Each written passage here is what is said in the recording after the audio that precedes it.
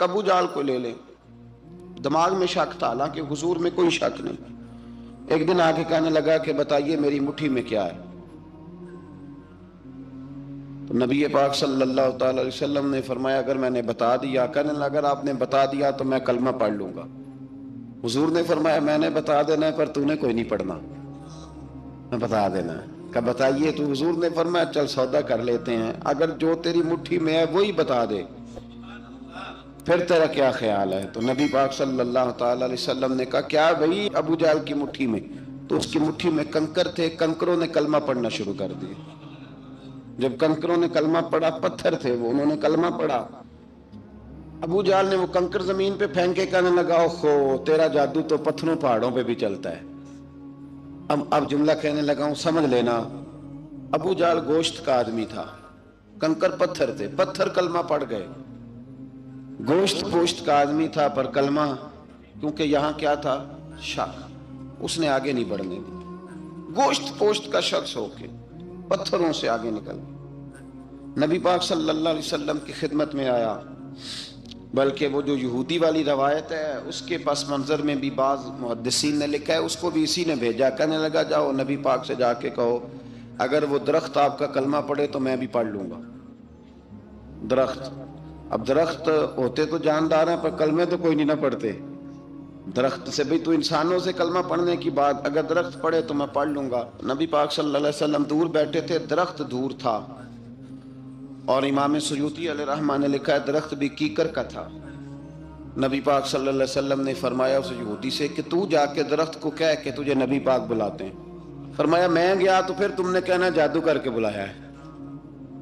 احتیاط بھی کی، ہر چیز آنکھوں کے سامنے رکھی، تو جا کے کہہ کہ تجھے بلاتے ہیں۔ وہ بندہ گیا، جا کے کہنے لگا، اور امام سیوطی نے اس کو لکھا ہے، کہنے لگے اس نے نبی پاک کا نام بھی نہیں لیا، کیونکہ ابو جہل اینڈ کمپنی کو پتا تھا کہ مصطفیٰ کے نام میں بھی بڑی برکت، خالی نام بھی نہیں لیا۔ کہنے لگا درخت وہ جو سامنے بیٹھے ہیں نا وہ تجھے بلا رہے، نام نہیں لیا حضور کا، وہ جو سامنے بیٹھے ہیں نا، جاءت لدعوتہ الاشجار ساجدۃ۔ امام بوصیری کہتے ہیں درخت آیا اور سجدہ کرتا ہوا، زمین چیرتا ہوا آیا۔ کس طرح آیا؟ پہلے آگے جھکا، پھر پیچھے جھکا، دائیں جھکا، بائیں جھکا۔ یہاں بھی لکھنے والوں نے لکھا ہے کہ وہ نہ درخت اپنی جڑیں اکھیڑ رہا تھا، جب چلنا تھا نا اس نے حضور کی طرف آنا تھا تو آگے دائیں بائیں ہوا، جڑیں اکھیڑ رہا تھا۔ لیکن ہمارے استاد جب ہمیں یہ روایت پڑھایا کرتے تھے تو کہتے تھے جڑیں نہیں اکھیڑ رہا تھا، جب اس نے سنا مجھے نبی پاک نے بلایا تو اسے وجد ہو گیا تھا، وہ جھومنے لگ گیا تھا، جھوم رہا تھا، حضور نے مجھے بلا لیا، جاءت لدعوتہ الاشجار ساجدہ۔ تو درخت آیا، اس نے آ کے نبی پاک کو سجدہ کیا، لکڑی کا بنا ہوا درخت ہے، سجدہ کیا۔ سجدہ کرنے کے بعد درخت اٹھا اور اٹھ کے اس نے نبی پاک کا کلمہ پڑھا۔ وہ جس کو ابو جہل نے بھیجا تھا نا یہودی، وہ درخت کی حالت دیکھ کے کلمہ پڑھ گیا، وہ کلمہ پڑھ گیا، لیکن یہی بے ایمان کہنے لگا اوئے ہوئے ان کا تو درختوں پہ بھی جادو چلتا ہے۔ لا ریب فی، شک قرآن پاک میں، لیکن اگر بندے کے دماغ میں ہو اس کا علاج ہے کوئی، ادھر ہی شک بیٹھ جائے۔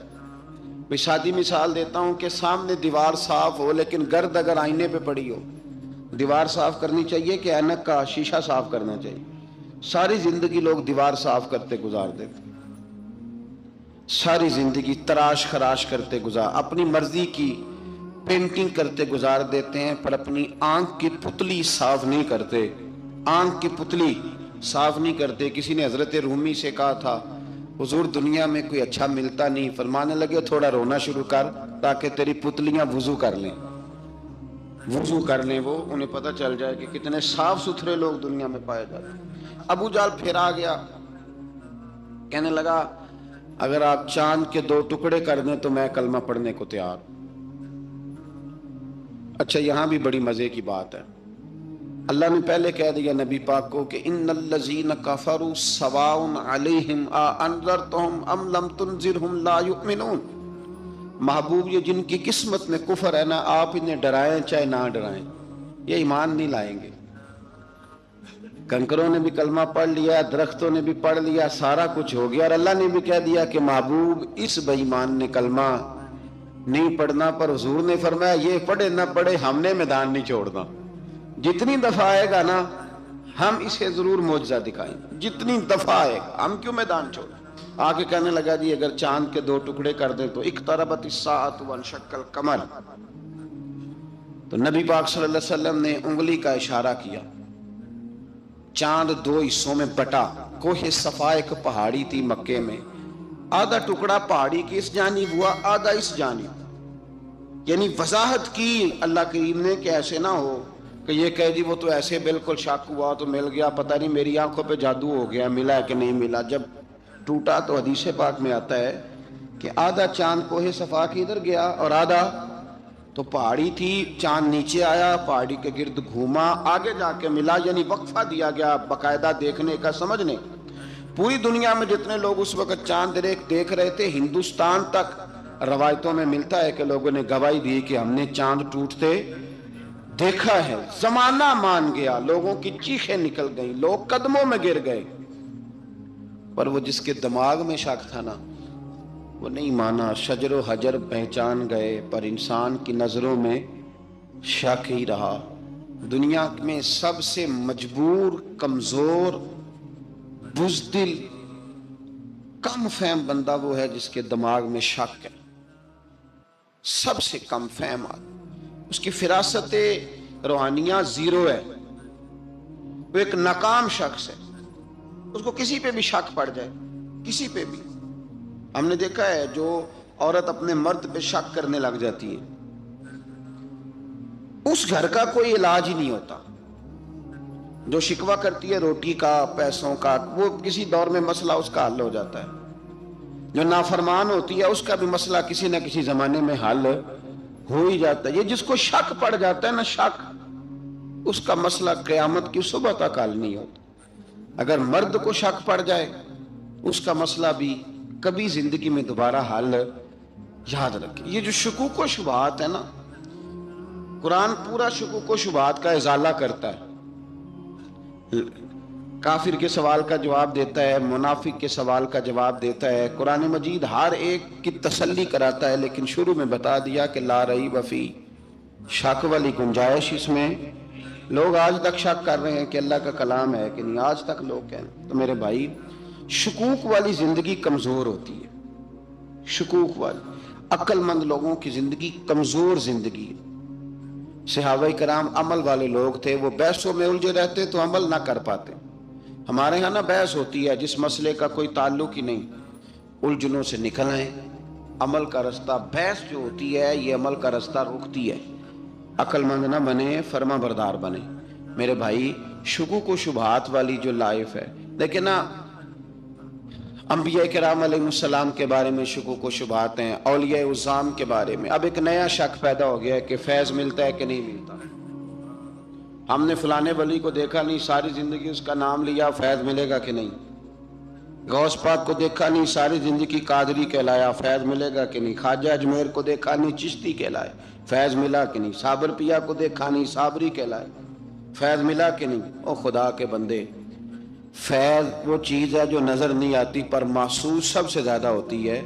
मिले तो हजरत अवैस करनी भी नहीं थे नबी पाक से, वो भी नहीं मिले थे, मुलाकात तो उनकी भी नहीं हुई थी। क्या कहोगे, मुलाकात नहीं हुई, लेकिन फ्यूज़ो बरक़ात का ये आलम है कि मेरे महबूब ने फरमाया वो दुआ करेगा तो अल्लाह मेरी उम्मत की बख्शिश फरमाएगा। तो आप, हमारे सूफिया में एक सिलसिला अवैसिया है। सिलसिला अवैसिया में अक्सर मुलाकात नहीं होती, अक्सर नहीं मुलाकात होती बगैर देखे ना। आप जब किसी का नाम जपते हैं, जब किसी का नाम लेते हैं, जब उसी का जिक्र करते हैं, जब उसी के तज़किरे में रहते हैं, तो अल्लाह तबारक व तआला के ये जो कामिल लोग होते हैं ये मुतवज्जो हो जाते हैं, उनकी तवज्जो होती है। और खुद सरकार ने फरमाया, दो आपस में मोहब्बत करने वाले, एक मशरिक में एक मगरिब में, क़यामत के दिन अल्लाह दोनों को जन्नत में इकट्ठा फरमा देगा। ये क्या बात हुई कि हर बात में शक करना कि जी वो फलाने से मुलाकात ही नहीं हुई। तो किस तरह भाई, मुलाकात एक अलग चीज का नाम है, मुलाकात एक अलग शय का नाम है, और फयूज़ो बरक़ात एक اللہ سے ملاقات ہوئی ہے؟ رزق دیتا ہے کہ نہیں؟ زندگی دیتا ہے، ساری چیزیں دیتا ہے، تو ملاقات تو کوئی نہیں کرتا۔ تو اس لیے ہر چیز کو ٹھیک ہے، وہ جو جگہ جس جگہ پہ جو بات ہے اس کو وہاں رہنا چاہیے، لیکن یہ شکوک ہیں، ان سے باہر نکلیں، ان سے باہر آئیں۔ اولیاء اللہ کا جو فیضان ہے، ان کی جو محبت ہے، ان کے جو طریق، حضرت سلیمان بن بشار رحمت اللہ علیہ بزرگ گزرے ہیں، وہ کہتے ہیں میرے پاس، میں بڑا خوبصورت تھا جوانی میں، دین کی تھوڑی سی خدمت کرتا تھا، تو ایک عورت آ گئی، اس عورت نے میرے ساتھ کچھ مجھ سے مانگا، مطالبہ کیا، تو میں نے کہا کوئی بھکارن ہے۔ میں نے جب اس نے نقاب اوڑھا ہوا تھا، جب میں نے اس کی طرف پیسے دینے کے لیے، خیرات دینے کے لیے کوئی چیز بڑھائی، تو اس نے چہرے سے کپڑا ہٹایا، میں نے نظر جھکا لی، کہنے لگی سلیمان میرا رنگ روپ تو دیکھ، میں کتنی خوبصورت ہوں، میں تیری محبت میں گرفتار ہو گئی، خدا را میں اپنے آپ کو تیرے حوالے کرتی ہوں۔ آپ فرماتے ہیں جب اس کے نیت اور ارادے میں اور لفظوں میں میں نے فطور دیکھا، تو میں استغفر اللہ پڑھتا وہاں سے بھاگ گیا، اتنا دوڑا کہ میں بصرہ سے باہر نکل گیا، شہر سے ہی باہر آ گیا، عورت سے دوڑ رہا ہے، مرد نوجوان خوبصورت۔ فرماتے ہیں عشاء کی اذانیں ہو رہی تھی، نماز پڑھ کے میں مسجد میں سو گیا، تو مجھے حضرت یوسف علیہ السلام کا دیدار ہوا۔ جناب یوسف کہتے ہیں میں حضور کا غلام اور غلاموں کا غلام اور صدیوں بعد کا غلام، تو جناب یوسف علیہ السلام میری خواب میں آئے اور کہنے لگے اٹھ جوان میرے سینے سے لگ، یار تو نے تو نبی پاک کا امتی ہو کے وہ کام کیا ہے جو میں نے نبی ہو کے کیا تھا۔ اب کام حضرت یوسف والا کیا تھا نا، تو صدیوں اور سالوں اور مہینوں کا فاصلہ بن سکا، تو وہ آ گئے۔ مسئلہ یہ ہے کہ شکوک و شبہات والی زندگی نقصان دیتی ہے۔ حضرت ہمارے سلسلہ مقدسہ میں ایک سلسلہ علویہ ہے جو اعلیٰ حضرت فاضل بریلوی کو حاصل تھا، شاہ عبدالعزیز صاحب محدث دہلوی رحمۃ اللہ تعالیٰ علیہ نے بڑا لکھا مولا علی کی شان پہ، حضرت علی پہ کلام، ان کا ذکر، ان کے تذکرے اس قدر فنا ہو گئے کہ ہر وقت ذکر علی کرتے۔ فرماتے ہیں مجھے خواب میں حضرت علی کا دیدار ہوا، انہوں نے مجھے بیعت فرمایا اور مجھے اپنے سلسلہ مبارکہ میں اجازت دی۔ تو شاہ صاحب رحمت اللہ علیہ فرمایا کرتے تھے کہ میں نے وہ بہت کم لوگ ہیں جن کو پھر ان میں بیعت فرمایا جاتا ہے، تھوڑے چند لوگ، اور ان کو سلسلہ مبارکہ میں اس میں چند لوگ ہیں۔ اعلیٰ حضرت کے بعد شاہ علیہ رسول ہیں، شاہ علیہ رسول کے بعد شاہ عبدالعزیز محدث دہلوی ہیں، وہ ڈائریکٹ مولا علی شیر خدا سے بیعت۔ تو مطلب یہ ہے کہ کام شکوک و شبہات سے نکلیں۔ قرآن نے کہا لا ریب فی، قرآن میں شک البتہ وَإِن كُنتُمْ فِي رَيْبٍ مِّمَّا نَزَّلْنَا عَلَىٰ عَبْدِنَا، بندے کچھ شک کرتے ہیں، اگر انہیں شک ہو تو وہ اس طرح کریں کہ فَأْتُوا بِسُورَةٍ مِّن مِّثْلِهِ، پھر اس کی مثل ایک صورت لے کے آئیں، اور وَادْعُوا شُهَدَاءَكُم مِّن دُونِ اللَّهِ إِن كُنتُمْ صَادِقِينَ، سارے بے شک اپنے حمایتی بلا لیں اگر وہ سچیں۔ شک والی دنیا سے باہر نکل آئیں، حقیقت والی دنیا کو قبول کریں۔ شکوک و شبہات کا ازالہ نہیں ہوتا، شک دوسرے شک کو جنم دیتا ہے، نقص دوسرے نقص کو جنم دیتا ہے، غلطی دوسری غلطی کو جنم دیتی ہے۔ اور انسان جب تک شکوک کی، میں نے آپ کو کہہ دیا کہ ہر گھر بس سکتا ہے، ہر گھر، ہر عورت کے صحیح ہونے کی امید ہوتی ہے، پر جس بی بی کو اپنے خاوند کے کردار پہ شک ہو وہ بی بی کبھی مطمئن نہیں ہوتی۔ ہر گھر بس جاتا ہے، لیکن جس خاوند کو اپنے بیوی کے کردار پہ شک ہو جائے اس کا کبھی اس کے ساتھ سلوک مخلصانہ۔ شکوک والی زندگی بیماروں کی زندگی ہے، شکوک والی زندگی بیماروں کی زندگی، کمزوروں کی زندگی، بزدلوں کی زندگی۔ اس لیے حقیقت والی چیز جب تک آپ کے پاس کوئی چیز کلیئر ہو کے نہیں آتی، شریعت اسلامیہ نے بہتان کی سزا رکھی ہے 80 کوڑے، پتہ ہے آپ کو؟ جس نے ایسے ہی بہتان لگا دیا، دلیل ہی کوئی نہیں، ایسے ہی کہہ دیا کہ جی وہ مجھے شک ہے جی انہوں نے ایسے کیا، فرمایا اسے کوڑے مارو۔ شک کی بنیاد پر بہتان ترازی کرتا ہے، کوڑے کی سزا رکھی، 80 کوڑے مارو اس ظالم کو۔ یہ شک کر رہا ہے اس کو جب اس کے پاس دلیل ہی کوئی نہیں۔ یہاں بڑے بندے ہیں بات کر دیتے ہیں، کہتے ہیں جی وہ ایسا ہوا ہوگا، میں نے ایسا دیکھا تھا، ہوگا، کیا تھا، ممکن ہے۔ تو یہ شکوک ہے۔ اس شکوک، یہ سامنے والے کا کچھ بھی نہیں بگڑتا، اس بیچارے کا کیا بگڑنا ہے؟ یاد رکھیں بڑی خوبصورت بات یہاں حضرت عبداللہ ابن مسعود کی، آپ فرمایا کرتے تھے جب کسی بندے پر بندے شک کرتے ہیں اور ناجائز شک کرتے ہیں، اللہ اس کی عزتوں میں اضافہ فرما دیتا ہے۔ اللہ اسے شانیں عطا کرتا ہے اپنی زندگی کو بیماریوں سے نکالنے. یہ روحانی بیماری ہے شک، اس سے باہر آنا. یہ ظلم ہے، اولیاء پہ بھی شک، صوفیاء پہ بھی شک، علماء پہ بھی شک، ہر بندے پہ شک، کوئی صحیح نہیں، سارے غلط، میں اکیلا صحیح. اس شک سے باہر آ جائیں. یہ نفسیاتی مریض بنا دے گا، بے سکون کرے گا، بے قرار کرے گا. اللہ تبارک و تعالیٰ نے ہمارے محبوب کریم علیہ السلام کو دنیا میں بھیجا تو فرمایا یا ایھا الناس قد جاءکم برہان من ربکم، اے لوگو تمہارے پاس تمہارے رب کی دلیل آ گئی. اللہ تبارک و تعالیٰ نے محبوب پاک علیہ السلام کو سراپا دلیل بنا کے بھیجا. باقی انبیاء کرام علیہم السلام کے پاس بھی اپنی نبوت کے دلائل کے طور پر بے شمار معجزات تھے، اور حضور کریم علیہ السلام کے تو پورے وجود کو ہی اللہ نے معجزہ بنایا. اور نبی پاک صلی اللہ تعالیٰ علیہ وآلہ وسلم کی نبوت کی دلیلیں، حضور کے رسالت کے مستحکم دلائل جگہ جگہ آپ کو ملیں گے. سب سے پہلی چیز تو یہ سمجھنے والی ہے کہ نبی پاک علیہ السلام نے جس چیز کو سب سے پہلے اپنی نبوت کی دلیل کے طور پر بیان فرمایا وہ حضور کا کردار ہے، سیرت ہے، عمل ہے، حضور کا لوگوں کے ساتھ رویہ ہے. نبی پاک علیہ السلام کی تبلیغ کے 3 دور ہیں. ایک تو حضور نے اپنے قول سے تبلیغ فرمائی، وہ 40 سال کی عمر سے محبوب نے اعلان فرمایا اور تبلیغ کی. اور ایک نبی پاک صلی اللہ تعالیٰ علیہ وسلم بالواسطہ حضور کی تبلیغ ہے جو آج تک جاری ہے. امت کے علماء، مشائخ، مبلغین حضور کے دین کو آگے پھیلا رہے ہیں، تو دراصل یہ بھی تبلیغ رسول پاک علیہ السلام ہی کی تبلیغ. اور ایک حضور کی تبلیغ کا دور ہے حضور کی پیدائش سے لے کر ولادت مبارکہ سے لے کر حضور علیہ السلام کے اعلان نبوت تک.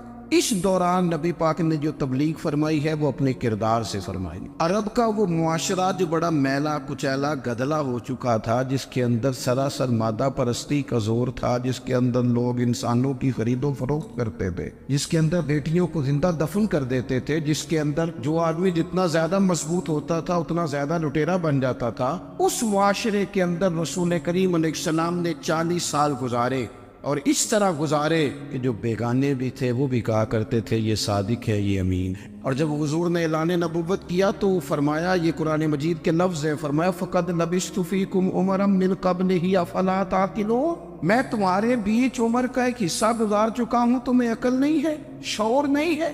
نبی کریم علیہ السلام نے اپنے کردار کو، اپنے عمل کو اپنی نبوت کی دلیل کے طور پر بیان فرمایا. وہ تو حضرت حلیمہ بھی فرماتی ہیں نا، جب میں نبی کریم علیہ السلام کو اپنے گھر لے گئی تو میرا اپنا بچہ بھی دودھ پیتا تھا، 2 میرے بیٹے ہو گئے، ایک میری یہ نسبی اولاد اور حضور میری رضائی اولاد. تو کہتی ہیں جب میں کریم محبوب علیہ السلام کو اپنے سینے سے لگاتی تھی تو حضور میرے ایک پستان سے دودھ پیتے تھے اور دوسرا اپنے بھائی کے لیے چھوڑ دیا کرتے. یہاں سے رسول کریم علیہ السلام نے کردار کے ذریعے تبلیغ اور پھر اعلان نبوت سے پہلے ایک تنظیم عرب کے جوانوں پر، عرب کے سرداروں پر مشتمل بنائی گئی، جس میں نبی کریم علیہ السلام نے بڑا حصہ لیا سرکار نے، اور بڑے اہم لوگوں کو شعور حضور نے عطا فرمائے. وہ اس جماعت کا فیصلہ تھا کہ ہم سارے جوان، سارے بڑے لوگ ملیں گے. یہ حضور کے اعلان نبوت سے پہلے کی بات ہے. ہم بڑے لوگ ملیں گے، کسی بڑے کو کسی چھوٹے پر ظلم نہیں کرنے دیں گے، کسی آدمی کو کسی غریب کا حق نہیں کھانے دیں گے. حضور علیہ السلام نے اپنی کردار سے، اپنے عمل سے، اور آپ کا جو عمل ہوتا ہے وہ اصل ہوتا ہے. ایک ہوتا ہے آپ کوئی بات کرتے ہیں اور ایک ہوتا ہے کہ آپ کوئی عمل کرتے ہیں. آپ جب عمل کرتے ہیں تو عمل کے ذریعے بھی لوگوں تک بات پہنچتی ہے کہ دراصل آپ کا اٹھنا بیٹھنا چلنا پھرنا کیا ہے. میرے رسول کریم علیہ السلام کا اٹھنا بھی ایک نبی کا، بیٹھنا بھی ایک نبی کا، بات کرنا بھی ایک نبی کا، معاملات زندگی کرنا بھی ایک نبی کا، لین دین کرنا بھی ایک نبی کا. ایک شخص کہتے ہیں میں نے اعلان نبوت سے پہلے حضور علیہ السلام سے کوئی چیز خریدی تھی اور میں نے عرض کیا تھا آپ یہاں تشریف رکھے، میں پیسے لے کے آتا ہوں. میں 3 دن کے بعد آیا. دیکھو یہ بات کرنی کتنی آسان ہے، بولنی کتنی آسان ہے، پر 3 دن یہاں میرے بھائی کو کسی شخص کو 2 گھنٹے انتظار کرنا پڑ جائے تو لوگ کہتے ہیں الانتظار وشد من القتل، یہ تو قتل سے زیادہ تکلیف والا معاملہ ہے منتظر رہنا کسی کا. کہتے 3 دن کے بعد میں آیا تو میرے رسول کریم وہیں تشریف فرمایا. بس اتنا فرمایا یار تم نے مجھے بڑی تکلیف میں ڈال دیا، 3 دن ہو گئے یہاں رکے ہوئے. تو حضور نے اپنے کردار کو، اپنے عمل کو، اپنے معاملات کو سب سے پہلے اپنی نبوت کی دلیل کے طور پر پیش کیا۔ کسی نے کیا خوب کہا تھا کہ جو تیری جان کے دشمن ہے وہ بھی کہتے ہیں، بظاہر تو آئے ہیں نا ہجرت کی رات جان لینے، لیکن امانتیں حضور کے گھر میں رکھی ہوئی ہیں، امانتیں کاشانہ نور پہ پڑی ہے۔ وہ جو تیری جان کے دشمن ہے وہ بھی کہتے ہیں کہ امین تو ہے اور صداقت کی آبرو تو ہے۔ تو پہلے کردار، پھر دوسری بات، اللہ تعالیٰ نے اپنے محبوب علیہ السلام کو اپنا مطلق نائب بنا کر، اپنا محبوب اعظم بنا کر، ویسے ہی سارے انسانوں کے بارے میں کہا وَإِذْ قَالَ رَبُّكَ لِلْمَلَائِكَةِ إِنِّي جَاعِلٌ فِي الْأَرْضِ خَلِيفَةً، میں زمین میں اپنا نائب بنانے والا ہوں۔ لیکن حضور علیہ السلام تو محبوب ہے نا، حضور کی نیابت تو محبوبیت کے درجے پر فائز ہے۔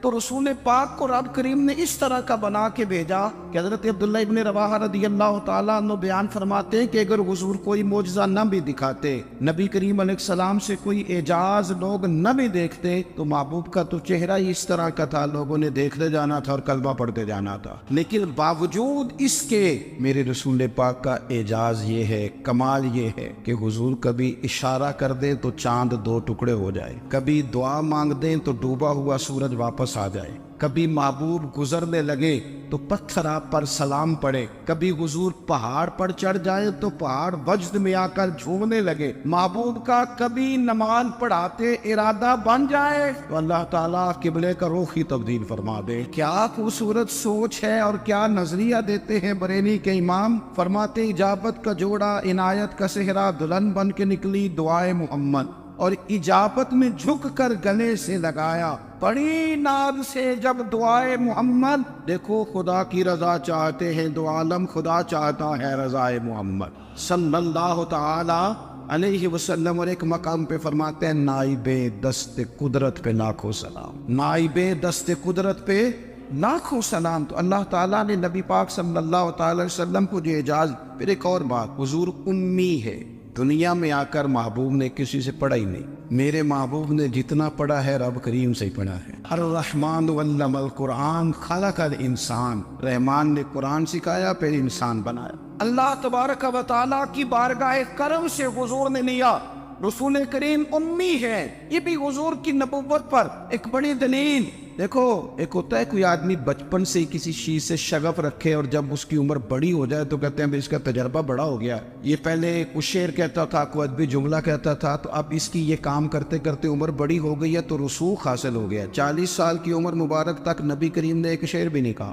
حضور علیہ السلام نے کبھی کوئی ایسی بات، ویسے تو حضور کی ہر بات حکمت والی، لیکن جس کو عرب کے لوگ اپنے لہجے میں شاعری یا اپنے لہجے میں ادب کہتے تھے، وہ حضور نے بیان نہیں فرمایا۔ لیکن جب 40 سال کی عمر میں اعلان نبوت کیا تو پھر بڑے بڑے فصیح و بلیغ، بڑے بڑے سیانے طفیل بن عمر کہتے ہیں کہ اس شخص کو بھی میں نے دیکھا جسے بڑا ناز تھا اپنی فصاحت اور بلاغت پر، اور جب وہ حضور کے پاس آیا اور اس نے آ کے کچھ باتیں کی تو محبوب خاموشی سے سنتے رہے، اور جب وہ چپ کر گیا تو میرے کریم نے صرف سورہ فاتحہ پڑھی۔ کبھی اٹھتا تھا، کبھی بیٹھتا تھا، کبھی غور کرتا تھا، کبھی دائیں جاتا تھا، کبھی بائیں جاتا تھا، پھر کہنے لگا بتاؤ نا کلام کس کا ہے؟ فرمایا اس رب کا، اس رب کا، اس رب کا جس کا میں رسول بن کے آیا ہوں۔ نبی کریم صلی اللہ تعالی علیہ وسلم امی ہے، لیکن حضور نے کائنات کے رازوں سے پردے ہٹا دیے، نبی کریم نے جینے کے سلیقے بتا دیے، حضور نے ہر شخص کو اس کے مقصد حیات سے آگاہ کر دیا۔ نبی کریم علیہ السلام نے وہ فلسفہ حیات بیان کیا کہ لوگوں کو صرف جینے میں مزہ نہیں آیا، مرنے میں بھی مزہ آنے لگا۔ لوگ آگے بڑھ بڑھ کے جانیں پیش کرنے لگے، اپنی اولادیں قربان کر، جو فلسفیوں سے کھل نہ سکا اور نکتہ بروں سے حل نہ ہوا، وہ راز ایک طیبہ والے نے بتلا دیا چند اشاروں میں۔ محبوب کریم امی ہیں، لیکن حضور نے اس طرح دنیا کو سکھایا، اس طرح دنیا کو پڑھایا، اس طرح حضور نے علم کے چراغ اور دیپ روشن کیے کہ قیامت تک جسے روشنی ملے گی نا، اسے صرف دروازہ مصطفیٰ سے ملے گی، اسے رسول کریم علیہ السلام کے سارے دولت سے ملے. کچھ لوگوں نے کہا کہ اپنے پاس سے آیات بنا کے لاتے. اپنے گھر میں بیٹھ کے دعوے کر لینا تو کوئی مشکل کام نہیں نہ ہوتا, سارے لوگ ہی کر لیتے. بلکہ وہ ہمارے ایک بزرگ کہا کرتے تھے, خیالی پلاؤ پکائیے کہ وہ کدے بھی کاٹ نہ پائیے. کیونکہ کون سا پیسوں کا ڈالنا ہے, وہ زیادہ ڈالیں آپ اور زیادہ ڈالیں. بہت سارے لوگ ہیں آج بھی, کچھ لبرل ہیں بیچارے, کچھ دین بیزار طبقہ ہے, وہ کہتے ہیں جناب ہمیں تو جدید باتیں بتائیں, ہمیں تو نئے اسلوب کے مطابق لے کے چلے, ہمیں تو او بھائی سن,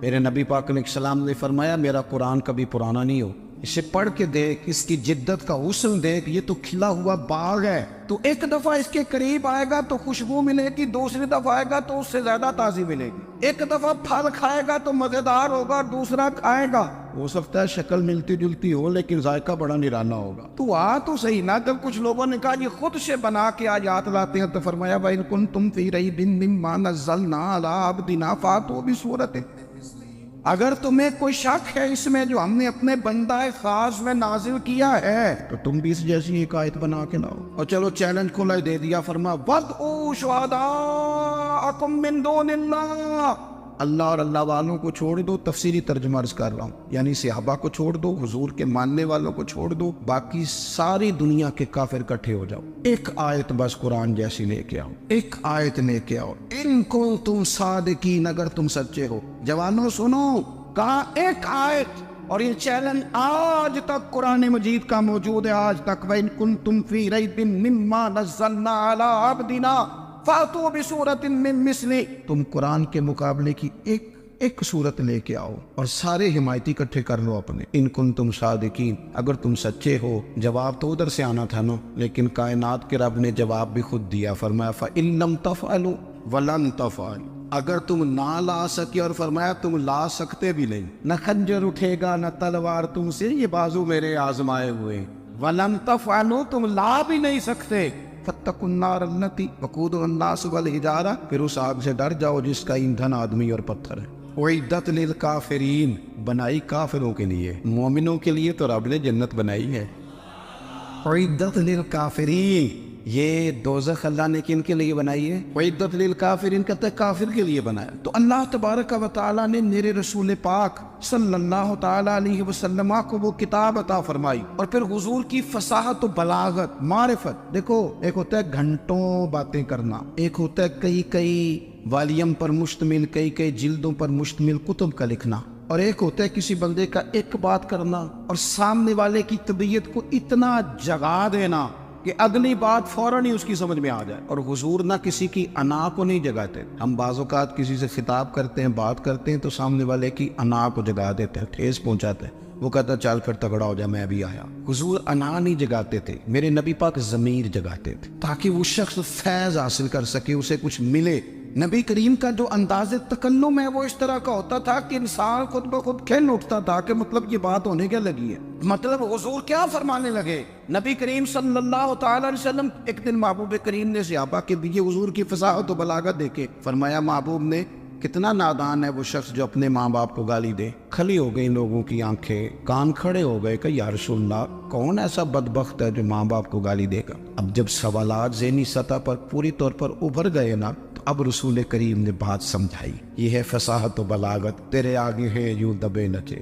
فصحا عرب کے بڑے بڑے, کوئی جان منہ میں زبان نہیں بلکہ جسم میں جان نہیں. یا رسول اللہ کون ایسا نالائق ہے جو ماں باپ کو گالی دے. اب جب ذہنی سطح یہاں تک ابھر آئی تو اب حضور نے سمجھایا, اور میں جب تم کسی کے ماں باپ کو گالی دو گے نا تو وہ بھی تو جواب میں تمہارے ماں باپ کو دے گا نا. تو فی نفس ہی یہ تم نے خود ظلم کیا ہے اپنے ماں باپ. کیوں تم نے ایسا لہجہ اختیار کیا کہ جس سے سامنے والے کی انا جاگ جائے اور تمہارے مقابلے میں آ کر کے کھڑا ہو جائے؟ کیوں تم نے اس طرح کے انداز اختیار کیے کہ جس سے سامنے والا بھی سارے پنجے کھڑے کر کے باہر نکل آئے کہ آ جاؤ پھر میں بھی میدان میں حاضر ہوں. رسول کریم کی فصاحت بلاغت دیکھیں نا, حضور 2-4 جملوں میں ساری بات سمجھا جاتے. ایک حدیث پاک اگر ہماری سمجھ میں آ جائے, ایک روایت, نبی پاک صلی اللہ تعالی علیہ وسلم نے فرمایا خوبصورت مسلمان وہ ہے جو بے مقصد باتوں کو چھوڑ دے. لو اس سے پوری زندگی سجائی جا سکتی ہے ایک جملے سے. کوئی لمبی چوڑی باتوں میں جانے کی ضرورت نہیں. کہا خوبصورت مسلمان یہ ہے جو بے مقصد باتوں کو چھوڑ دے, لا یعنی باتوں کو کیا کہتے ہیں ہمارے دیہات کے لوگ جڑے پنڈ جانا نہیں وہ راہ پوچھنے دی، لیکن آج کل لوگ باز آندے یعنی جس بات کا بالکل تعلق نہیں نا وہ بات بھی کرتے جاتے، جس کا شعبہ ہی نہیں وہ بھی چھلانگ لگا کے اس میں آ جاتا ہے۔ ہم اپنا وقت ضائع کرتے، اپنی صلاحیتیں ضائع کرتے، اپنا نقصان کرتے، ہم اپنا کام صحیح کر کے نہیں کرتے اور دوسری ساری دنیا کو ٹھیک کرنا چاہتے ہیں۔ وہ بھائی آپ جس جگہ جس شعبے سے تعلق رکھتے ہیں آپ اپنے معاملات میں مضبوطی پیدا کریں۔ حضور نے اپنی فصاحت کے ساتھ بلاغت کے ساتھ لوگوں کو قائل کیا، اور قرآن مجید کی تاثیر کا یہ اثر میرے کریم رسول نے دکھایا کہ رات کو جب حضور بیٹھ کے قرآن پاک پڑھتے تھے نا، جب یاسین والے نبی خود یاسین کی تلاوت کریں، جب طٰہٰ والے محبوب خود طٰہٰ کی تلاوت کریں، غور کرو نا جب مدثر والے محبوب خود ان جملوں کو ادا کریں، یعنی جن کی